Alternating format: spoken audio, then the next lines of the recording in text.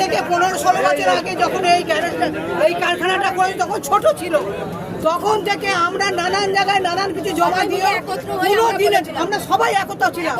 কিছু না হলে 200-250 বাড়ির সই নিয়েছিলাম, নিয়ে কিছু হলো না। থানায় গেলাম, থানা উল্টে আমাদের দিল। তারপরে আরেকবার আগুন ধরলো, সেও এক কীর্তি হলো। মাঝে একবার ওদের আগুনেতে আমরা ফায়ার ব্রিগেড খবর দিলাম, বললো সিলিন্ডার বন্ধ হয়ে যাবে। ওখানে মিটিং ব্যালেন্সের সঙ্গে কি হয়েছে আমরা জানি না, বললো 6 মাসের মধ্যে বন্ধ করে দেবো। সেখানে আজ 15 বছর ধরে কিছু হয়নি, আজকে ভয়ঙ্কর আগুন। আমরা দুপুরবেলা খেতে বসতে পারি না।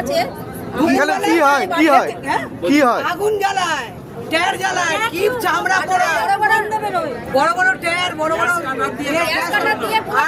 এখন সিলিন্ডার যেহেতু নেই, আর প্রত্যেক দিন 20 থেকে 25-30টা করে বড় বড় সিলিন্ডার আসে, রোজ আসে, আবার দেয় সন্ধ্যেবেলা নিয়ে যায়। আপনাদের বিশ্বাস না হলে প্রত্যেক দিন আসে। আজকেও কি গ্যাস সিলিন্ডার ছিল? গ্যাস সিলিন্ডার নয়, ওই অক্সিজেন সিলিন্ডার গুলো। বড় দুর্ঘটনা করতে পারতো তো। ফাটছিল তো, বিশাল ফাটছিল। আমাদের বাড়ির বাচ্চা সব রাস্তায়, গ্যাস পাস রাস্তায় ঘুরে। আমার ছোট বাচ্চা আছে, ছেলে মেয়ে সব রয়েছে ঘরের মধ্যে। এত ধোঁয়া হয়, জানলা সবসময় বন্ধ করে রাখি। ছাদের উপরে উঠে গিয়ে বলি যে এত ধোঁয়া, আর দিন রাত তো আওয়াজ আছে, হাতুড়ি দিয়ে পেটাপিটি করেই যাচ্ছে প্রত্যেকটা দিন। দুপুরে হলে একটু ঘুমাতে পারি না। তা সত্ত্বেও গিয়ে বলবো যে এত ধোঁয়া একটুখানি বন্ধ করুন না। বলে কি তোমাদের বাড়িতে যে উনুন ধরে, উনুনে ধোঁয়া তখন অসুবিধা হয় না? আমি যে উনুনে ধোঁয়া তোমাদের ধোঁয়া এক হলো? প্রত্যেকটা দিন বারণ করলে বলে এই নেবা আবার জ্বালাতে আরম্ভ করে দিচ্ছে। প্রত্যেকটা দিন ধোঁয়ায় জানলা দরজা একটু খুলতে পারি না। আমরা পুলিশ প্রশাসনকে জানান? হ্যাঁ, সব করা হয়। পুলিশ প্রশাসনের কাছে গেছে, সব ধামাচাপা। একার কথা কেউ শুনবে না। আমরা বসে আছি, আমার সামনে তলায় পয়সা দিচ্ছে।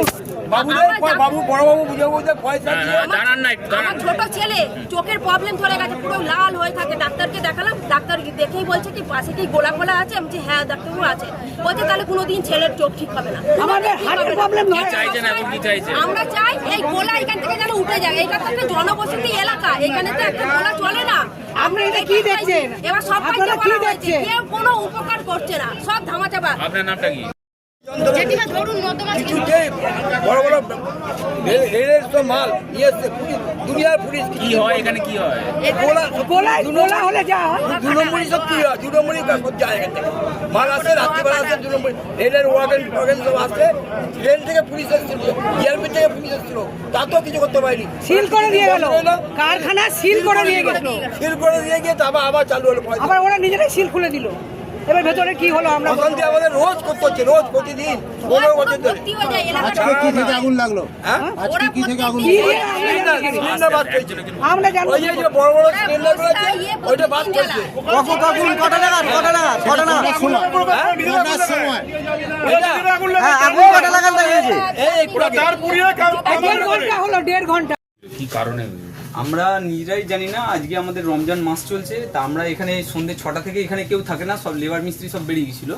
তারপরে হট করে এখান থেকে স্থানীয় কেউ একজন ফোন করেছিল, তা আমরা এসে দেখছি দপ করে আগুন জ্বলছে। এখানে আমাদের কোনো লেবার মিস্ত্রি কেউ ছিল না। মানে এটা কিসের গোডাউন ছিল? এটা আমাদের স্ক্র্যাপের গোডাউন।